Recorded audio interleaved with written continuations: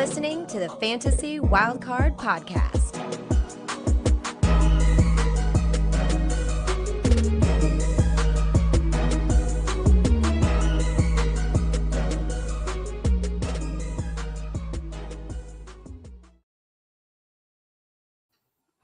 Yes, hello everybody and welcome back once again to the Fantasy Wildcard Dynasty show. I'm your host this evening. I'm Mags. You can follow me over on X at HotseatMags, and I'm joined by the best co-host from the Fantasy Wildcard team. We've got the best two together. Don't panic. Kev's not gone yet. He's just not here tonight. He will be back, all right? He's just feeling a little bit under the weather. But we've not booted Kev out early because he said he'd leave. We're still going to bring him back. But we have just the best one here beside me, the best co-host in the game. It's Ali. You can follow him over on X at FFDynastyGrill. Ali, good to see you, mate. How you doing? I am fantastic, mate. Yeah, really, really looking forward to tonight's show. We usually mix it up a bit when it's just us two, the best two of the wild card. And yes, I think Kev is officially missing in action after I pipped him to one of the buy picks. Finished number 2 in the league over him thanks to the league medium, which was awesome. Just pipped him on the last game. So that was very, very satisfying, and probably why Kev is not here. Or it's because we're talking about someone that he claimed to be terrible first up, that's turned out not quite to be as terrible. But we miss you, Kev. We can't wait to spend the last few weeks with you. And but for tonight, we're looking forward to this show. Yeah, Kev will be back next week, as I hope. Will the Fantasy Wildcard Rewind show, because I'm still waiting for my justice, Ali. Don't think I've forgotten that I was screwed on the Wildcard Rewind not that long ago. They thought they could slip one under the rug and not talk about it and not bring it up. I'm still waiting because, Ali, you'll know about this. They completely ignored your boy, Bucky Irving, which is shameful. So we'll have to wait for next week's episode. Hopefully they'll bring that up and give me some goddamn justice, Ali. That's all I'm asking for. And speaking of justice and good things happening to good people, Ali, you've got a hell of a good first topic for us, because this guy, well, you've wrote the show sheet. He's elite, right? He is. It's no puka, no party. This guy, he's not terrible. There is a famous viral clip that I'm sure we'll find out again, but he's just come back and he's just been absolutely amazing. He's been elite, to be honest, this season when he's been back, when he's been healthy in the lineup. Wide receiver 2 this week, 41.8 points. Absolutely amazing this week. He's the wide receiver 3 in points per game this season with 19 dead on. Only behind Nico Collins and Jamar Chase. He's running away with the wide receiver 1 role. And my God, to have the Bengals screwed up by not paying Chase last offseason, because what is that man going to be demanding to sign his deal this offseason? Never mind. Shame on you, Hannah, and your team. But yeah, we're back to Puka. Building on what a fantastic season he had. Obviously set rookie records. Was the wide receiver 4 in fantasy in 2023, and now obviously had them missed games, but the wide receiver 3 in points per game, he can't really be doing too much more than that. So it sort of posed a question, and it was a tweet that I saw earlier today or yesterday from Lewis Woods of the Rewind team, and he posed a question just saying, obviously he is rather biased, we will say that, but he posed a question of, if you've not got Puka in your top tier with Justin Jefferson and Jamar Chase, why not? I mean, what more can this man be doing? And it sort of made me think about perhaps he should be up there, or probably, well, for me, he's not in tier 1, but he's certainly in tier 2. And rightfully so. The only question mark when I want to think about Puka is the quarterback situation. You know, what is Stafford going to do? We we saw Stafford talk about retirement sort of this time last season, but he's playing like he's nowhere near retirement right now. He's been absolutely awesome. The last 4 games, he's got the Rams absolutely rolling. 10 touchdowns to 0 picks in the last 4 games. What a clutch quarterback. So much unlike Kirk Cousins, who is just the complete opposite. 0 touchdowns, 8 picks in his last 4 games. So I personally think that Matt Stafford is going to stay. I don't see him retiring this offseason. I think he's playing too well. I think the Rams are probably better than they expected to be. I think they are really, really pushing for the playoffs, and I wouldn't bet against them getting there. That division is really, really tight. The Seahawks are in the playoffs at the minute, but perhaps the Rams can pip them. That they're red hot right now. And I saw this stat earlier from I can't remember who it's from, but it was incredible. So wide receivers with 5 games of 150 yards from scrimmage in the first 2 seasons in the NFL. There's only 3 wide receivers on that list: Puka Nacua, then 2 wide receivers you may have heard of in Randy Moss and Jerry Rice. So I mean, that's pretty good company to be in for Puka Nacua. What a guy! There's another stat. Over their first 25 games of their career, he's actually got more yards than Justin Jefferson and Jamar Chase. So, wow. It begs the question, should he really be in that tier? Because, people don't have him in that tier. And yeah, he's just coming in absolutely clutch for the Rams, who are making that big playoff push. So it just begs the question, whereabouts do you have him in Dynasty Mags? Because for me, I've got a couple of wide receivers in my top tier at the minute.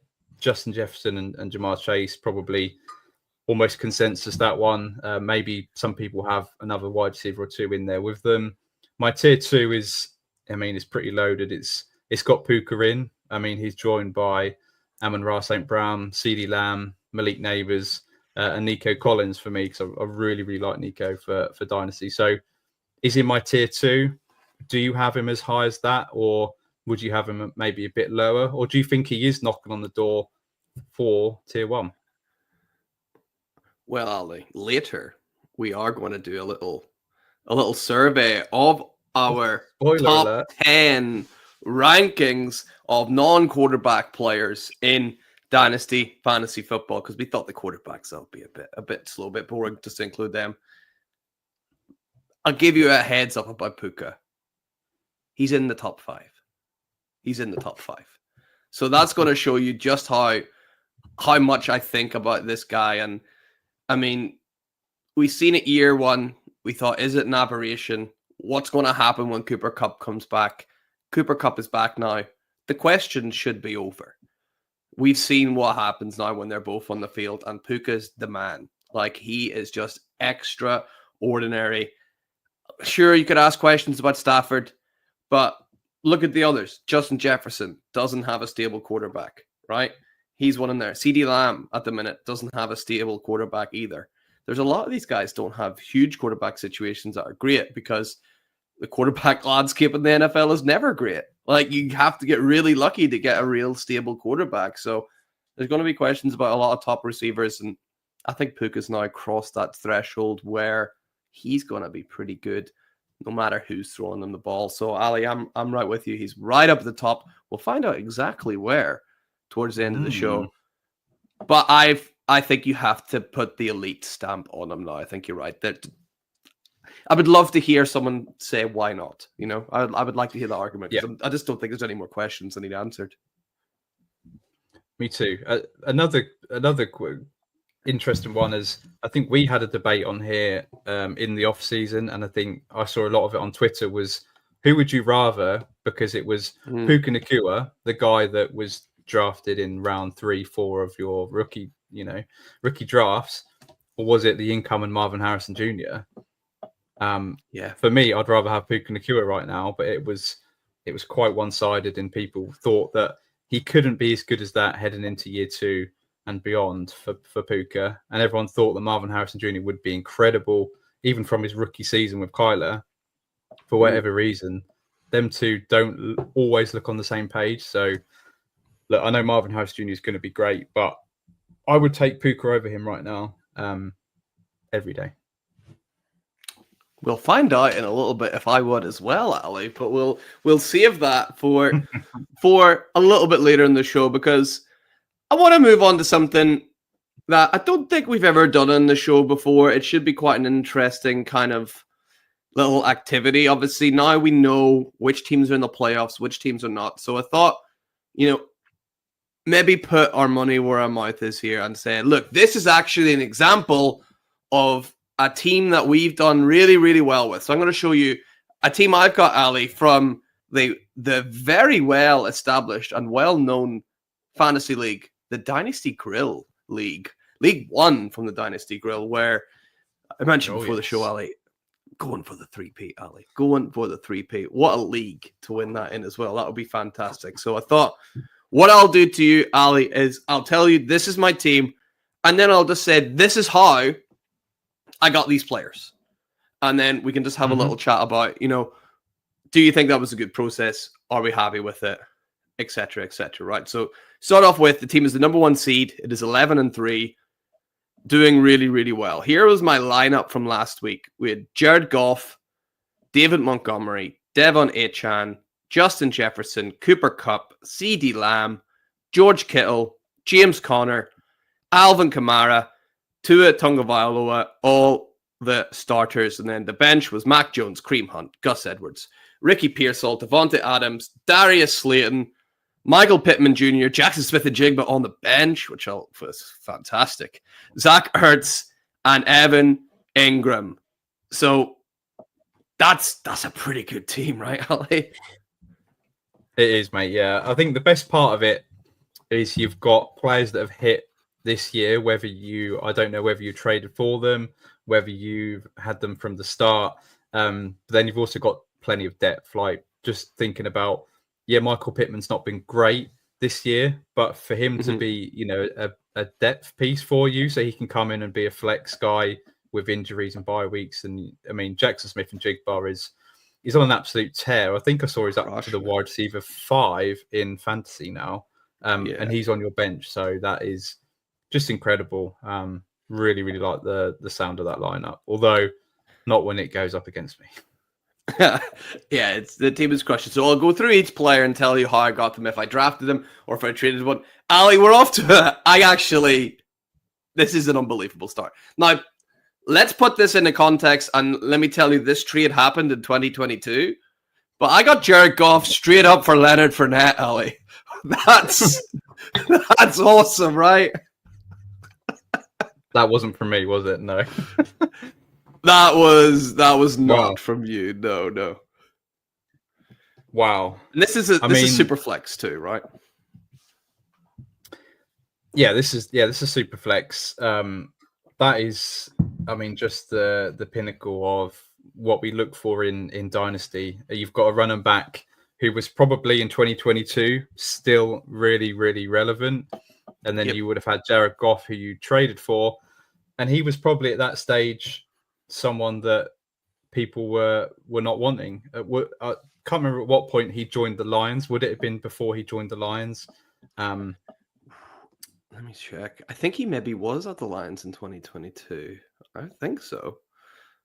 But it wasn't exactly, absolutely. Yeah, he was at the Lions in 2022. He was at the Lions, but their offense was, you're talking about a top 5 offense right now, but back in 2022, it was when they started their trajectory towards the top, and it was, a guy. He's not a Konami code quarterback, very limited at that stage. But the fact that you got him a secure quarterback for an asset that was in decline in Fournette is just incredible.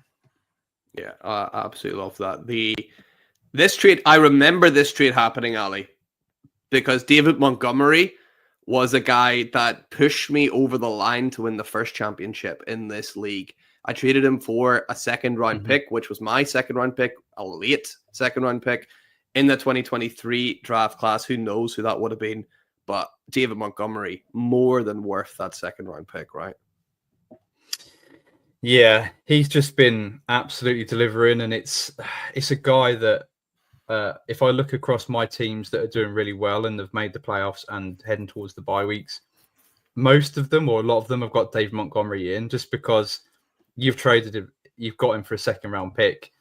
I mean, he's always been that sort of running back that never commanded the highest, value for. So you were never having to overpay for Dave Montgomery. Yet he just produces.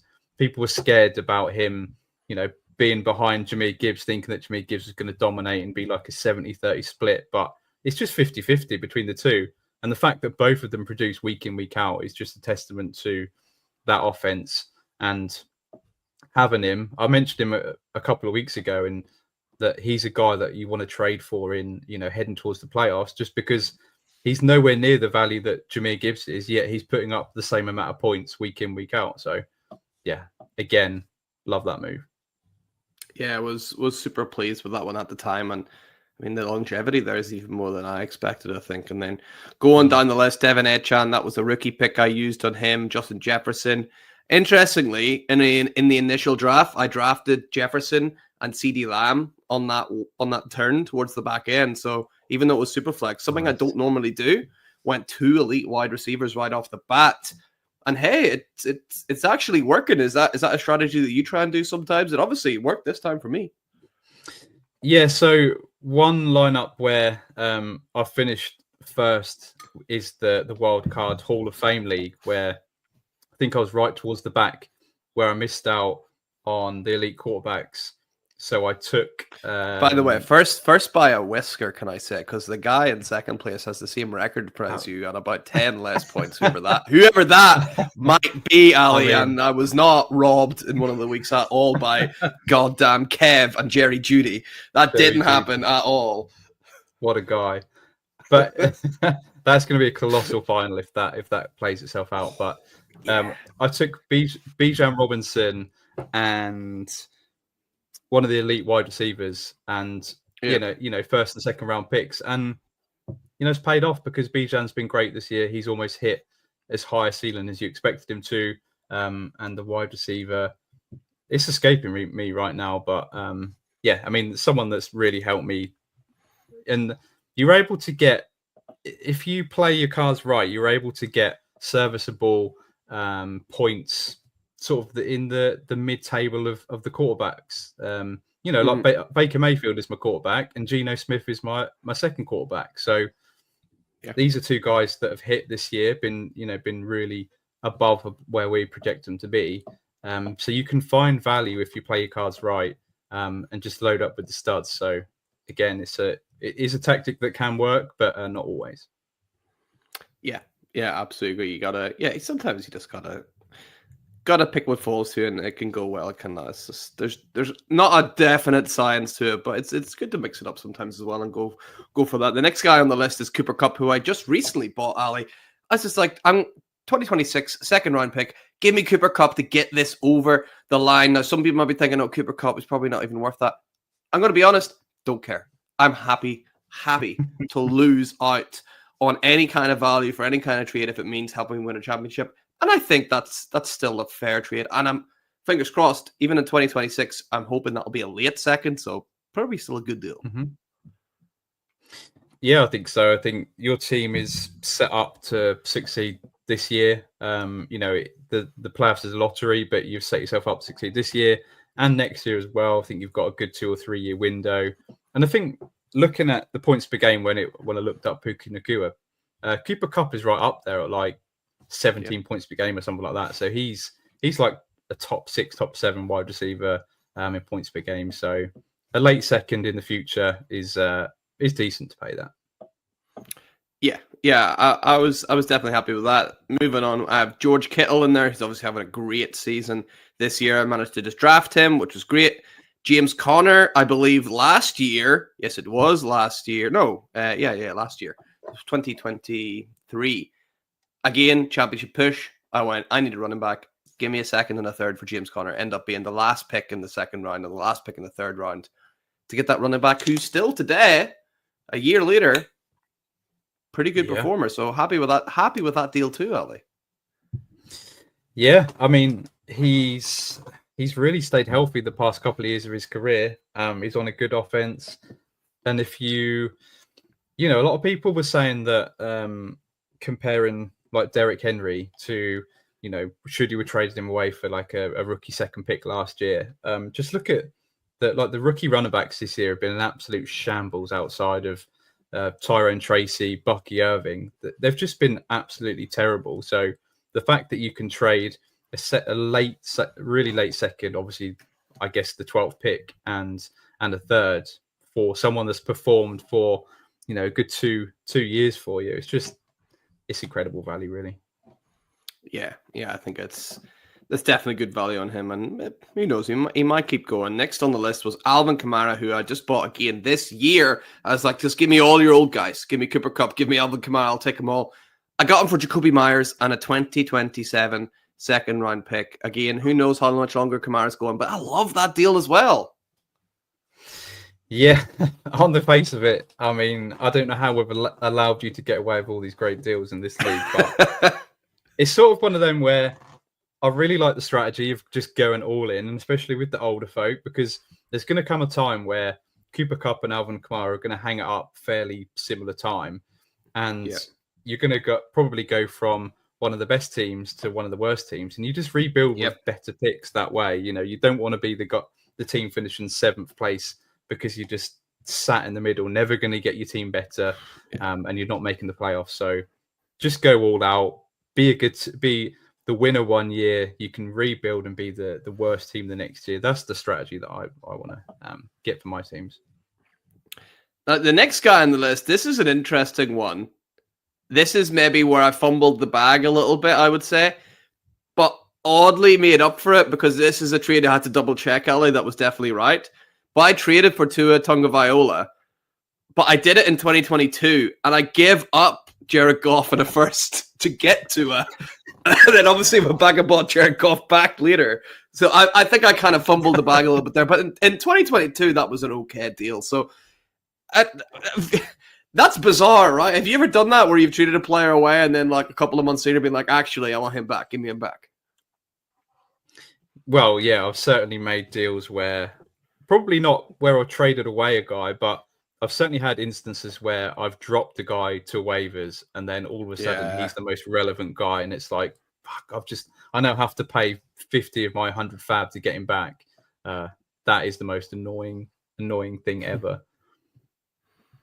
Yeah, that's happened a lot for me. And then looking at the bench, Mac Jones, he was waivers. Kareem Hunt was actually part of a trade again this year when I was making that run for the play. Well, it was kind of early on. It was in October. I think it was. I got rid of Chris Godwin in a second and picked up Kareem Hunt, Jacoby Myers, and Ricky Pearsall in that as well. So even though I do like Godwin, it's like I need some of these pieces. I was happy to make that move, although Chris Godwin will be missed on the team as well, Ali.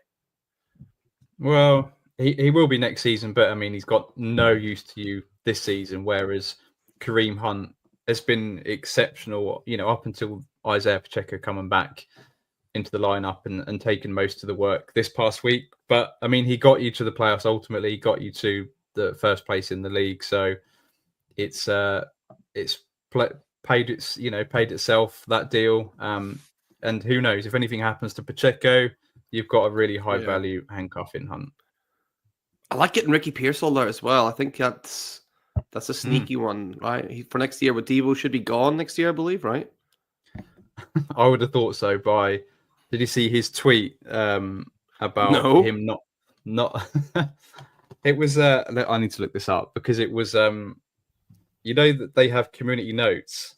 It was like someone that really trolled Debo, and it is a good one.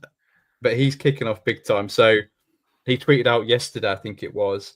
Not struggling at all, just not getting the ball with about 10 exclamation marks.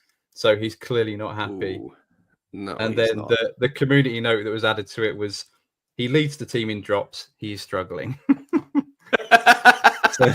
That's savage. Savage, yeah. So I mean, I can't see, with the fact that they're having to pay Brock Purdy this offseason, I can't see them keeping hold of Debo. I think they're probably going to let him go with how disappointing he's been. And then you've got, Juwan Jennings and Ricky Pearsall are going to be really, really valuable next year. Yeah, absolutely. So going to I got Gus Edwards, who I actually drafted and I haven't cut at all, kept a hold of him. Ricky Pearsall, we just talked about part of that deal. I traded for, again, another old guy, Devontae Adams. Gave me a third and a fourth for Devontae Adams. He's maybe got a year or two. I'm happy to pay a third and a fourth for an older guy like that. We kind of went over that kind of strategy, Ali. So we'll go past that. Darius Slayton, I picked him up off the waiver wire, so that was a nice, easy one. Michael Pittman Jr., I drafted in the initial draft. Jackson Smith and Jigba. Oh boy, did I love this deal, Ali, because it was right before his blow up.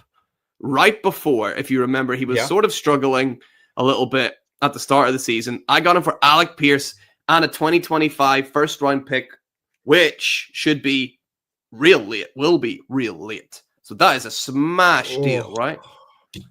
Wow. Yeah, I mean, we may or may not mention Jackson Smith and Jigba later on. But I mean, he's absolutely flying up Dynasty rankings right now. Yeah, wide receiver 5 on the season is just incredible, and I just think he's in such a great position for his future now with Tyler Lockett surely out the door next season. Yeah, absolutely agreed. And then the other guys, Zach Ertz and Evan Ingram, I did just draft an initial draft. Of course, I have J.K. Dobbins because I have J.K. Dobbins everywhere. He's on injured reserve, as is Lord Voldemort himself, Deshaun Watson, and then I've got a bunch of, not just scrubs, Ali, but absolute scrubs on my taxi squad. I've got Stetson Bennett, Jawar Jordan, and Dwayne McBride on the taxi squad. So not everything has went well for this team. I need to up my game on the taxi squad. But the thing I find the most interesting, and sorry, I've taken up like half the show talking about this team, Ali. I'm very sorry. The thing I find the most interesting is I've got how many roster spots here? 1, 2, 3, 4, 5, 6, 7, 8, 9, 10, 20 roster spots. Half. So 10 of those players I've traded for. And I don't think that's a coincidence in a championship winning team. You have to spend your draft picks. You have to get better capital. I think if anyone looks at their best rosters, I think they'll find something similar. Last thing in this before we move on, is this something that you find as well, that you have to go out and spend capital if you want to win a championship? Yeah, 100%. I think if you don't do it, then your competitors that are going to be in the playoffs, they are going to be aggressive. They are aggressive. If you don't make any moves, I mean, how unlikely is it that you drafted that team? I mean, it's just not possible to draft a team, as good as that, full of studs at each position in the flex. If you're not aggressive in, taking risks, sending second, sending first because they're going to be late, then the people in your league are going to do it anyway. They're going to get the good players on your team. So yeah, there's no coincidence. You look through, as you mentioned, all of your best teams, the ones that made the playoffs, they're the ones that probably you're the most active in with the waiver wire, with being aggressive with Fab, and making trades. Because ultimately, there's just no point being safe. Like I said, you don't want to be 7th place. You don't want to be scraping into the playoffs. You either want to be really good or you want to be really bad and get the 101. So, be aggressive. Be aggressive. Absolutely love it. And some of these guys you're going to mention next, Ali, they're aggressively wanting to be in the league next year, but we're just not sure if they're going to be a starter in 2025. Why don't you roll through some of the names on your list here? Yes, so I thought as we are now officially, most good leagues anyway, are now rolling into the playoffs for week 15. So regular season is over. I think it's definitely time to look at 2025, not just the rookie class, but sort of the free agent class and sort of the players that could be on the move, and thinking about players, will they have starting jobs in 2025? Because this is something that if you get right, I mean, we talk about the first guy in Sam Darnold. If you took a chance on Sam Darnold and picked him up off the waiver wire, or, just managed to get him in a package trade last offseason before he signed with the Vikings, I mean, you've just absolutely smashed it, because he's been incredible. And what if I told you that he is 6th on the MVP betting list for for this season of just amazing. You imagine he won that. I mean, I've got a bit of a hot take when it comes to Sam Darnold, and we did actually speak about him a couple of weeks ago, and we all sort of like where Sam Darnold is right now. But I think a lot of people are just expecting JJ McCarthy just to roll into the starting job for the Vikings in 2025, coming off that major injury. And I mean, that could be the case. You know, they aggressively went and acquired him in the NFL draft. But I just think the Vikings are not stupid. Like Kevin O'Connell, I think for me is one of the top 5 head coaches in the NFL. I think is incredible what he's managed to do with Kirk Cousins, with Sam Darnold this year, in making them really relevant. And the fact that the Vikings need to realize, and they obviously do realize, it's not just me telling them, they're in their Super Bowl window right now. Like they could easily win the Super Bowl this year. I think their team is set up where they've got a really balanced offense. They can run the ball. They've got amazing playmakers, and their defense is stepping up as well. And they've got a quarterback that's playing, out of his skin, in Sam Darnold. So I think he's clearly playing the best football of his career. Why would the Vikings want to rely on a rookie next year coming off a major injury? Well, he won't be a rookie. He'll be in year 2, but he's essentially a rookie because he's not taking any snaps. Yeah. Why would they want to take a risk with someone like that, while they're in the Super Bowl window? Because they still will be next year. I think that Sam Darnold wants to stay in Minnesota. I think they took a chance on him. I think clearly he's the number 1 free agent quarterback and will get paid in a job somewhere and will get paid healthily. A bit like a Baker Mayfield. He proved himself worthy of a big deal and got one. I think Sam Darnold is exactly the same. I don't think he wants to leave. I think he realizes that Kevin O'Connell and him have a great relationship. So what I'm saying is, I think that Sam Darnold will be the starting quarterback of the Vikings next year, whether that be they pay him, because I think they can afford to pay him and keep JJ McCarthy on the roster because clearly he's on a rookie contract. Or I have heard rumors, not just rumors, sort of, I guess, whispers, that they could potentially make JJ McCarthy available via a trade because they're so pleased. They're so pleased with how Sam Darnold has played this year. So that, I think, just made me think about, will he ever start a job in 2025? My answer to that is yes. And I think he's someone that I'm going to try and target in Dynasty rebuilds, because I think this is going to be the cheapest he is, because he's been amazing.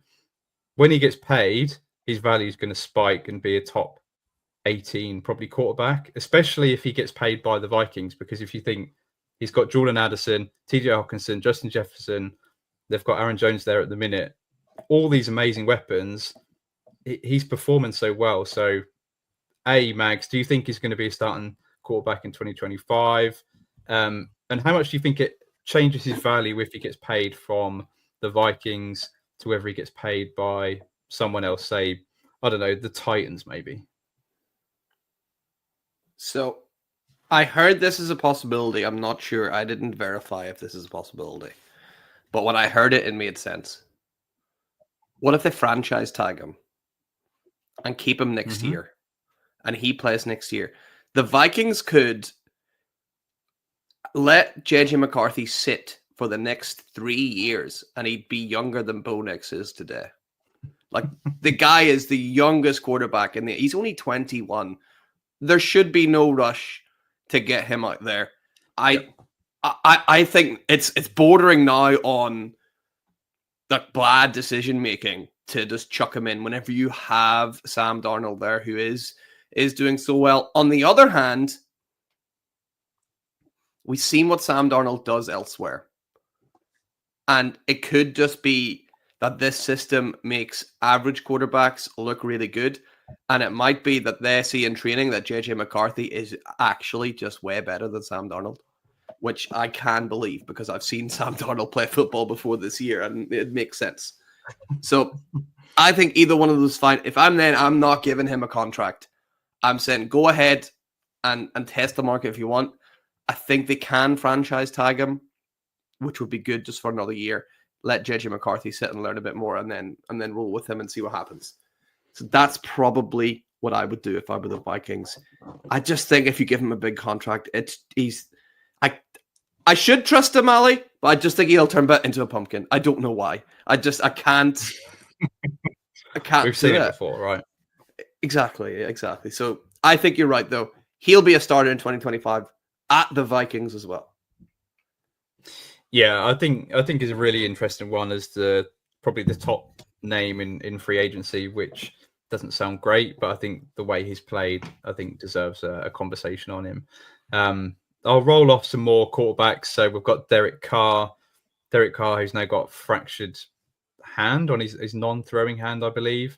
So that sort of puts into doubt his, well, not just for the rest of this season, because he's going to miss multiple weeks. I guess he won't play again, because I think there is an injury guarantee where I think I've read if he doesn't pass a physical by March 17th, or where you'd expect him to do that, but we've seen it before where crazy things happen. He's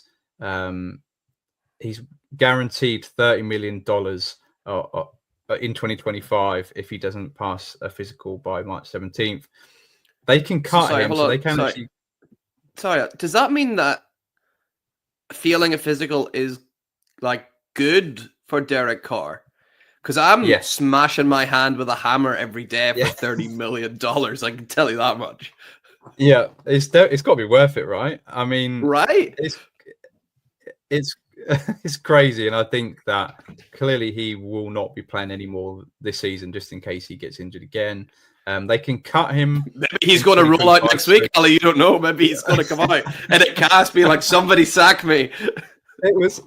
I don't know if it was the play he got injured on, but I generally thought it was Taysom Hill out there, like absolutely rolling and smashing, like running his way through defenders, and the way he got injured. But yeah, they can cut him for $50.1 million dead cap hit in 2025. So it's a lot of people think because of the contract, he will be the starter again next year. So I want to get your thoughts on it, because I still probably lean that way, but we've seen recently with Russell Wilson, and I think obviously there's a conversation on Deshaun Watson coming up with a massive dead cap hit. Does the organization just give up on them? Because, I mean, let's just be honest, Derek Carr is not going to take the Saints to a Super Bowl. So do they just cut him this year and take the massive dead cap hit? If it was any other team, I would say yeah.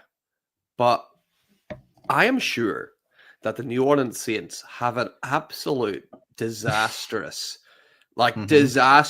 cap situation, to the point where I'm not even sure they could get a genuine roster together if they took that cap hit.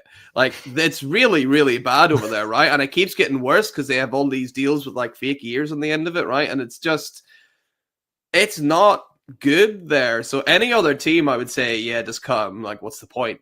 But I would need to look into it. I genuinely don't know if they can afford to and still field a team without people coming off the couch and out of the stands playing for free. Yeah. I think it's genuinely, if we rocked up, we've got a chance of signing at least to the practice squad, maybe the 90-man training camp squad. Because I wouldn't charge that much if I could put on an NFL. Yeah. Actually, not for the Saints. You couldn't pay me $100 million to put on that shitty uniform. Give me that injury guarantee, though. Give me that. I'll be out there for at least one play. I'll need the guarantee for being out there against those guys.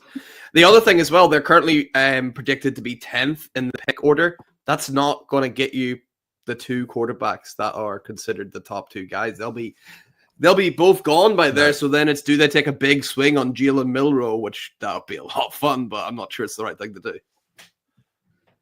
No. There's rumors that Drew Aller is getting sort of early round 2 buzz, depending on how the playoffs go, and if he doesn't go back to college, which again is rumored, then he could sneak into the first round. So I think there's some interesting names like Jalen Milroe that people are going to fall in love with the tools anyway. And speaking of tools, this next guy, Justin Fields, has all the tools, and I mean, you're going to call him a tool. Speaking of tools, Justin Fields. That was sorry, Justin. That was a bit mean, to be honest. I love Justin Fields, and I mean he was even winning games at the start of the season. It was quite a shock when he was replaced by Russell Wilson when he had the Steelers 4-2, I think it was. But I think that I've seen some landing spots out there as the Cleveland Browns. I think he'll fit in well with their organization of clowns. And then the two New York teams, I think the Jets are quite high up in the draft, but I still don't see them getting into the conversation for the top 2 picks unless they really make a big trade. And then the New York Giants as well. They're probably in position right now for a Cam Ward or a Shedeur Sanders. So perhaps they're not quite in the conversation, but do you see Justin Fields having a chance at a starting job in 2025? If you remember on this show, about 2 years ago, Justin Fields was sitting at quarterback 4 overall in Dynasty. If you remember, I did heed a warning saying that this guy has a chance to become everybody's favorite backup, and here we are. Yeah, he's everyone's favorite backup. He's a backup quarterback, in my opinion. Yeah, I'm not even going to push back against that. I think that he's a high end, probably backup quarterback. I can see him being, I can see him being a bridge quarterback for 2025 because, as we mentioned, there's probably 7 quarterback needy teams at the top of the draft, but there's only 2 rookie quarterbacks, that people are saying that are worthy of that first round pick. So that will be interesting to see what decision they make. Jameis Winston is the next one. I think it's the similar conversation that he's a good, entertaining backup and nothing more. Can Netflix please, right? Netflix have done quarterback. Netflix have done receiver. Just do Jameis. That's all I need. I don't want anyone else. Don't follow anyone else. Just Jameis Winston. Yeah. Thank you. That would be an absolute smash hit, wouldn't it? I would certainly tune in for that. I'd up my subscription, happily. Just voluntarily. Yeah. Let's give it to Jameis. Bless him. Let's hope the gods have answered his prayer this week. But Bryce Young is I guess we'll make him the last one in the quarterbacks, just because this was a guy that was benched halfway through the season, but has come back. And I really did not expect for him to look as good as this. Dave Canales has worked his magic again. And I think without doubt, I think he's going to be their starting quarterback heading into 2025. I think they've still got a really early pick just because they can't win a game, but they're looking competitive. They're playing for Bryce. If it wasn't for Xavier Legette dropping that pass when he was entering the end zone, they could have beaten the Eagles this week. So do you think that he's their starting quarterback next year, or do you think they'll be enticed by one of the 2 big rookies? No, he's played well. He's definitely played well enough. And the thing for Bryce Young is he's going to struggle to be fantasy relevant ever. If you look at his fantasy points per game, it's the same as Andy Dalton's anyway.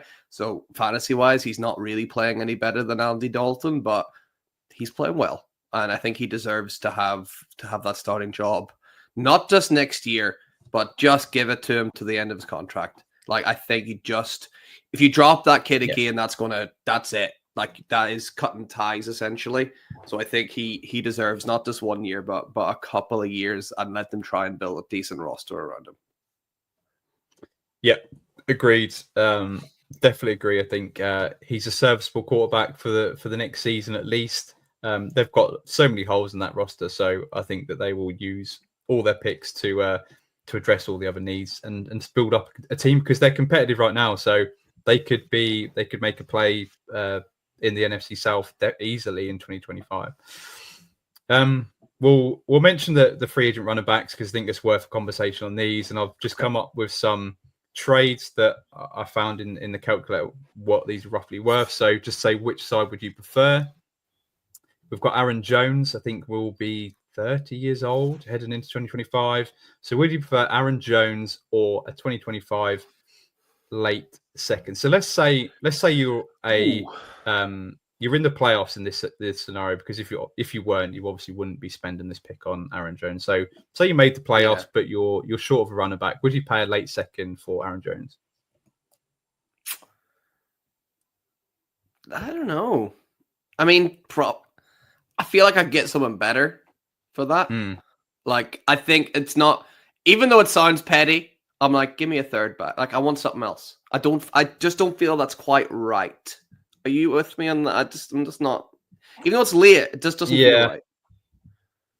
I see potential for Jones, but you just see his latest fantasy performances. He seems to just keep finishing like running back 14, 17. Right. And it's just like, is that really going to put you over the edge? Or should I just keep a second round pick, or use it on somebody else? I mean, this one's probably an easy one. This is Nick Chubb or a mid 2025 third.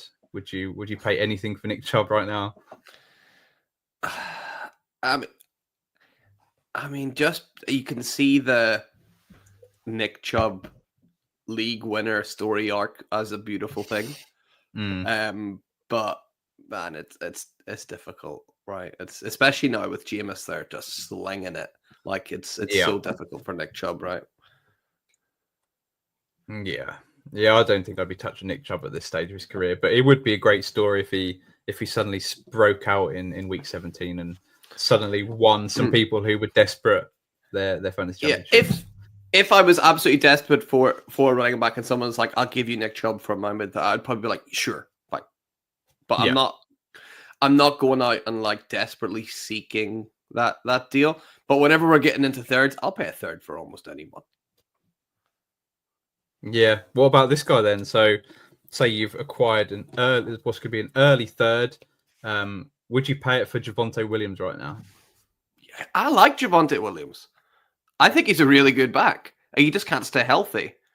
And I've not learned my lesson from J.K. Dobbins. So yeah, I'll keep buying Javonte Williams. I'll make the same mistake twice, because maybe he'll come back and have a renaissance for a little while and then go back to being injured again. So yeah, I'm not learning my lesson, Ali. I'll take that for Javonte. Yeah, I think ultimately, you're not going to lose value on that pick. I think he'll find himself a role next year, and then he'll probably still be worth a third round pick. So what's the worst that can happen? He could lock himself into a starting job. So we'll fly past these next ones. So Najee Harris, would you buy him for a mid second?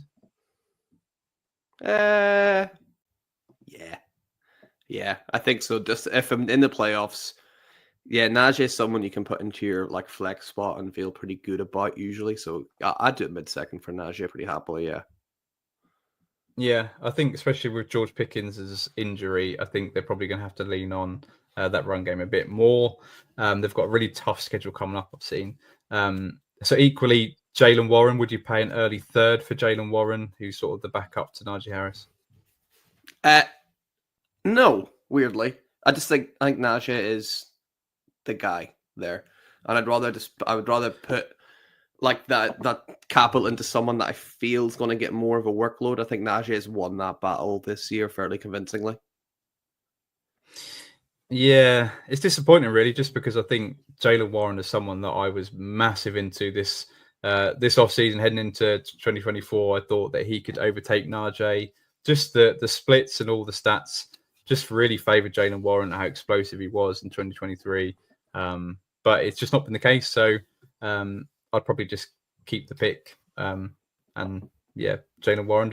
I guess I hope he lands somewhere nice in 2024, but 2025. But I'm not banking on it. Yeah.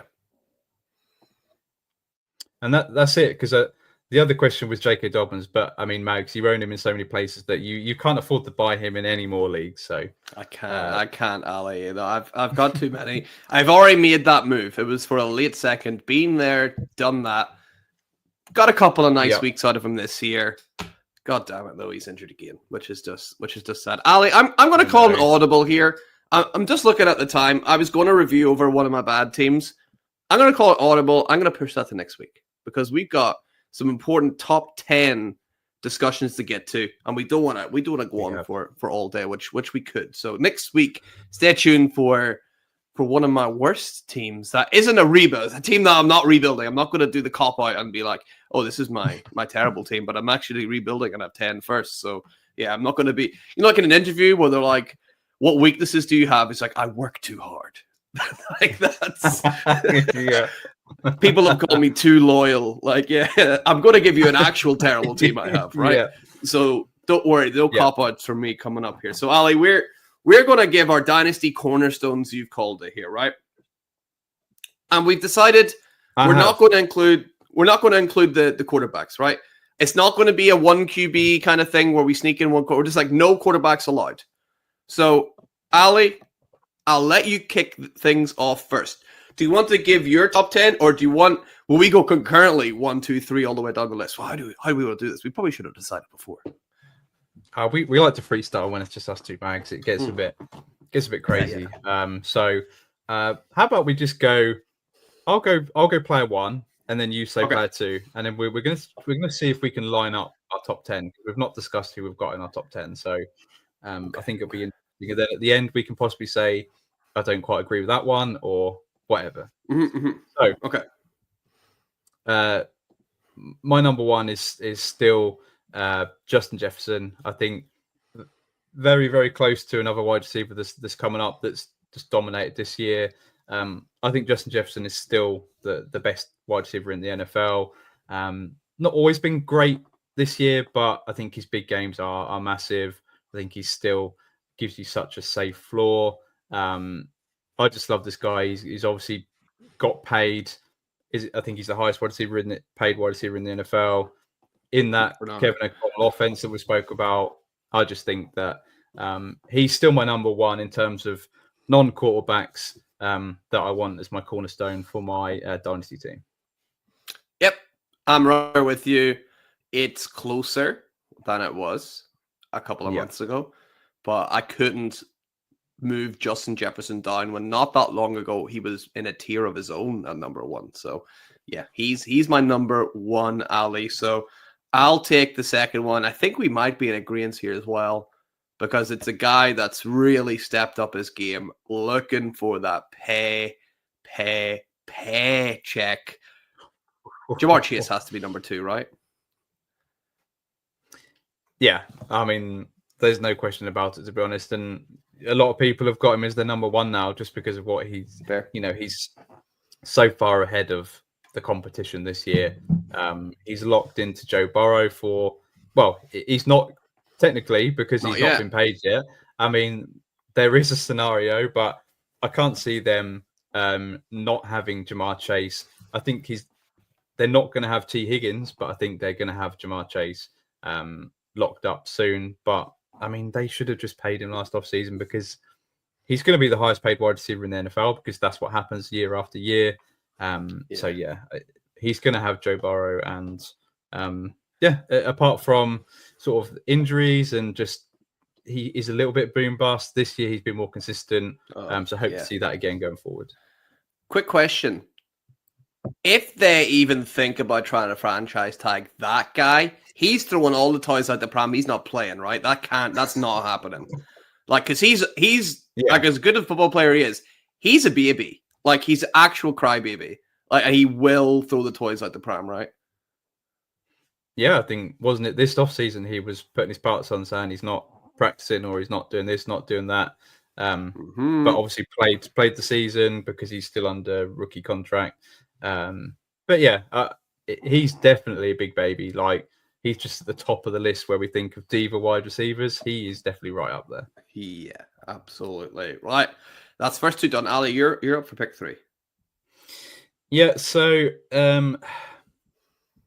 this is it's a big tier for me. So I mean, I could pick anyone from here, but I'm going to go for Amon-Ra St. Brown, someone that absolutely love for Dynasty. Hasn't given you the massive boom games. I think that the Detroit Lions don't rely on him like they did last year. I think it was sort of him, Sam Laporta, the run game to a certain extent. But this year, I think their offense runs through the run game. And then Amon-Ra St. Brown is that safety target for Jared Goff.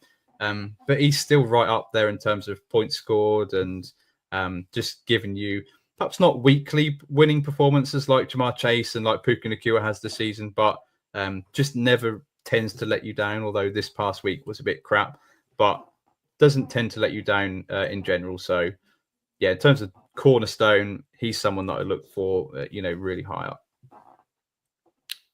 I couldn't put anyone else here either. I have Amon-Ra St. Brown at number 3. The only issue, Ali, is normally with your wonderful accent, you pronounce his name like his sort of Irish cousin, where you're like Amon-Ra St. Brown. But you've mixed things up. You've gone to Amon-Ra now. You've looked it up on Google or something. You're making a conscious effort to give him his proper name now, are you?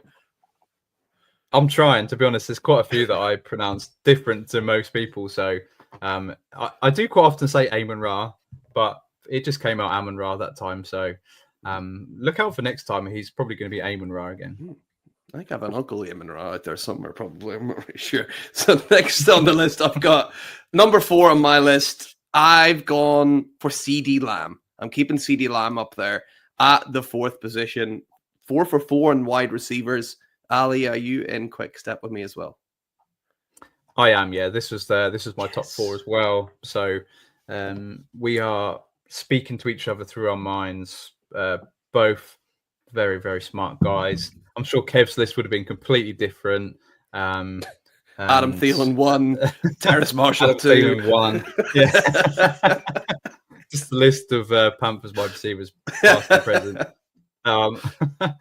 But yeah, I think it has to be CD Lamb. I think maybe, sort of his value's probably dipped a little bit just because of Dak Prescott's not there. So, I mean, he's still a fantastic target to go to, I think, because once Dak is back in the lineup next year, it's going to be amazing again. So, yeah, CD's got to be in the top 10 for sure. Love it. So we're 4 for 4. You know what my 5th pick is already. I revealed it earlier in the show, Ali. But is your 5th pick the same as mine? No. So my 5th pick is not even a wide receiver, although he's putting up wide receiver numbers. We're talking about Brock Bowers, baby. Brock Bowers, for me, is just so far in towards the top of my cornerstone rankings, just because he's such a massive, massive advantage. I think when we spoke about your sort of league-winning team, you've got George Kittle, who's having an incredible season, and rightfully so. He's right up there, helping you win a championship. But Brock Bowers has just reset what we thought how good Sam Laporta was last year, and I think he's even overtaken him now in the Tampa Bay game for receptions for a rookie tight end. Yeah. He's set the record already, and he's got a few games left to play as well. So it's just incredible. The fact that, we were calling it that you go for talent over situation. People saying, "Oh, what a crap situation landing on the Raiders," but it hasn't mattered who his quarterback is. He's the first read of the offense. Just incredible. He's carried on his form from Georgia, and he was incredibly productive in college. So why is anybody surprised that he's incredibly productive in the NFL level? Maybe the way he looks with his receding hairline. I don't know. But for me, at his age, I think the team is going to be built, or the offense is going to be built around Brock Bowers.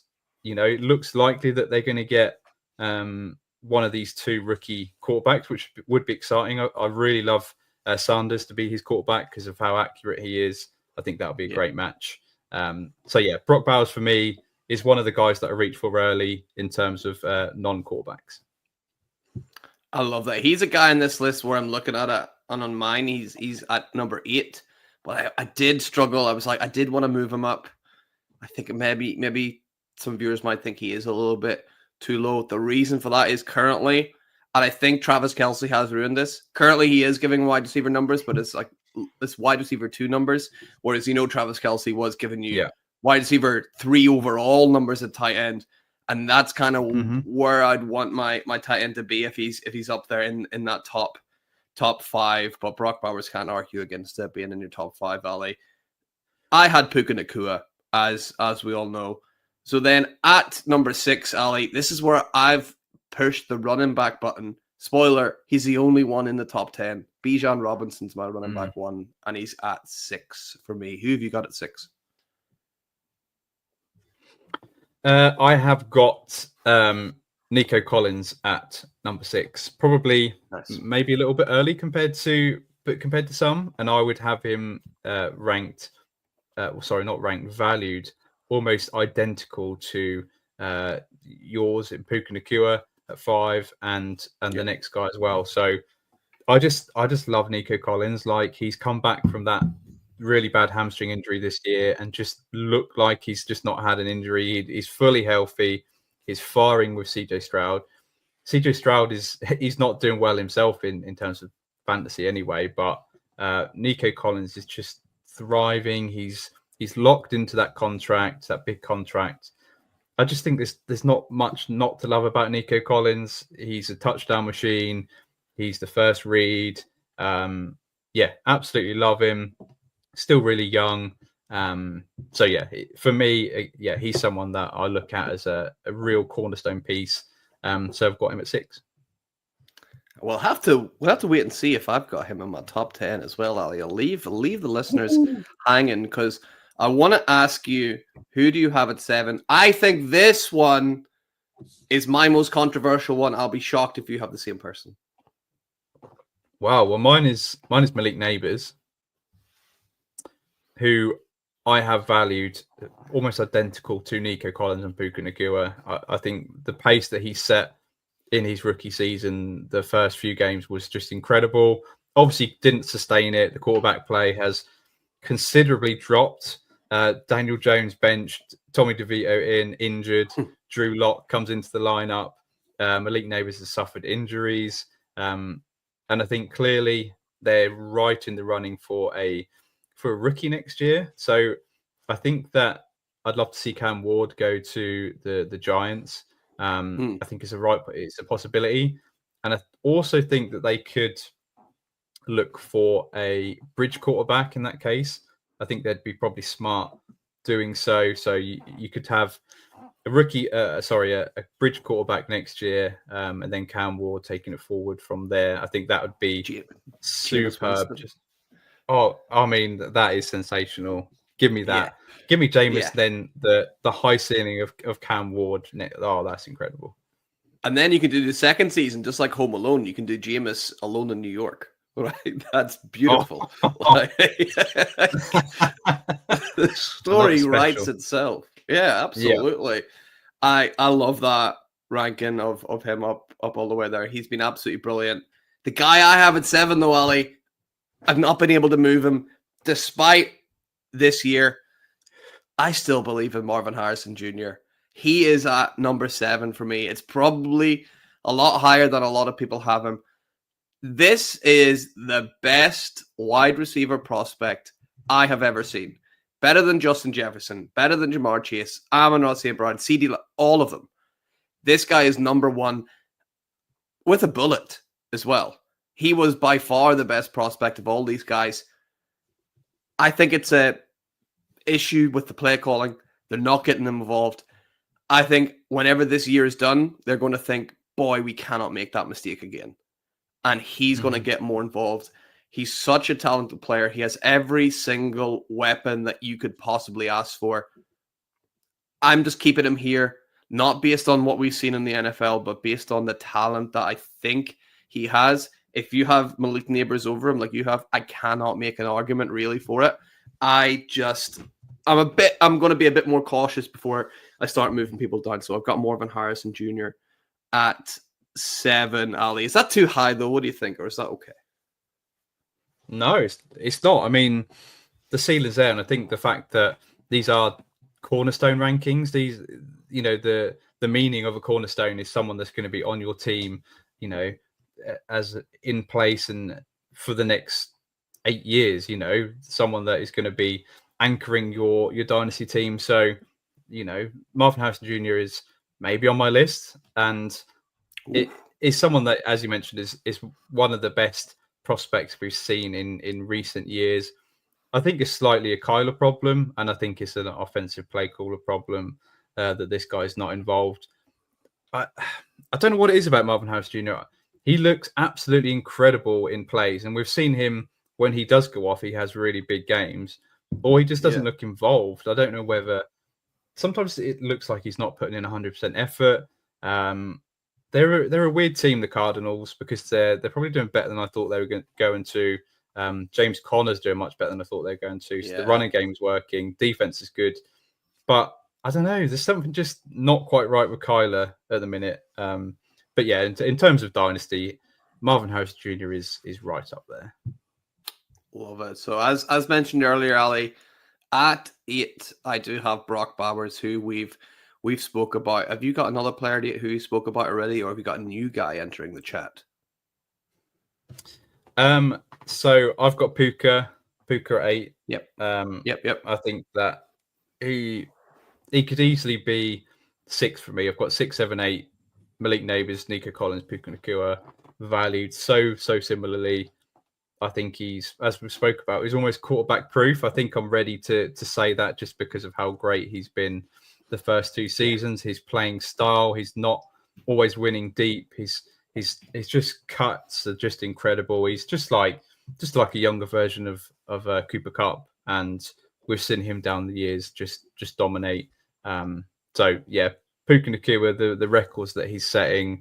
He's not quite in my top tier, but he's not far off. Yeah, absolutely love that. And then after that at 9, this is where I put Malik Neighbors. As kind of predicted, whenever we talked about this rookie class, we kind of said Malik Neighbors got a real big chance of outscoring Marvin Harrison Jr. in year 1, which is exactly what we've seen happen and quite convincingly happen. So I think Neighbors, you mentioned earlier the kind of the flip-flop of what I would love to see.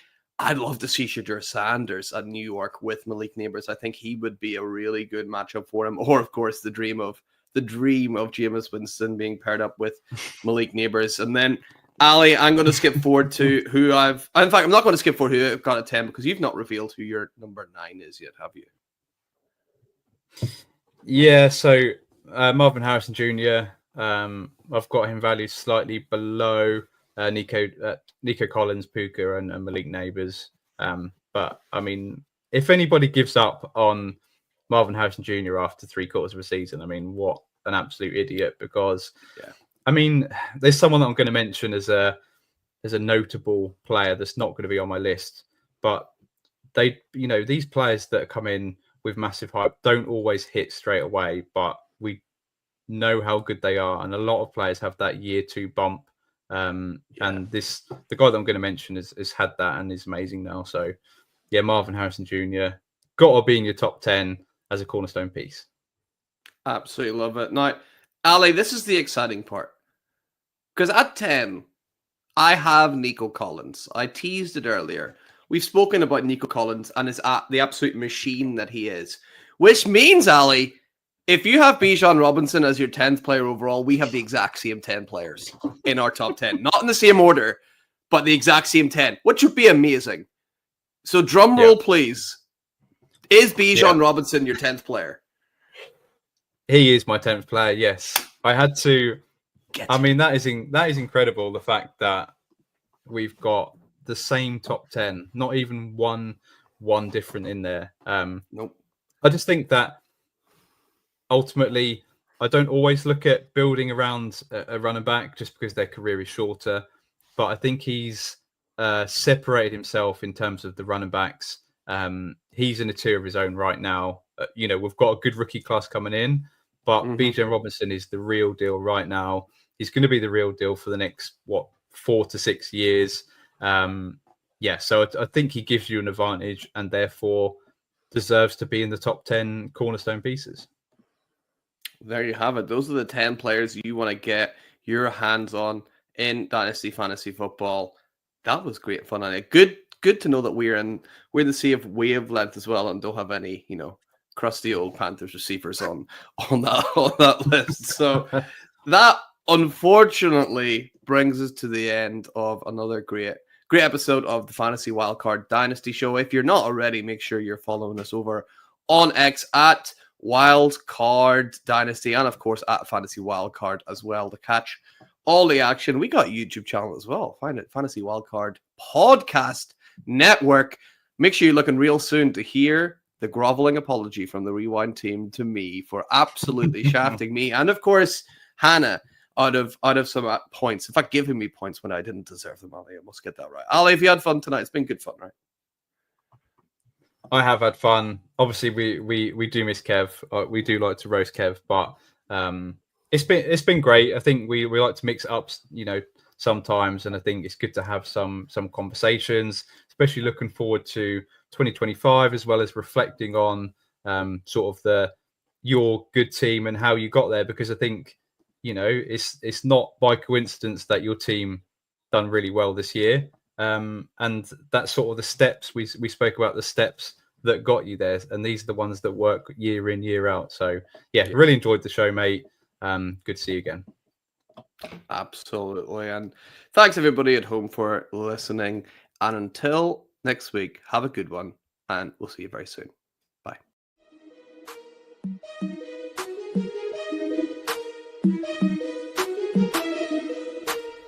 When you have the wild card, you have the power to change the game.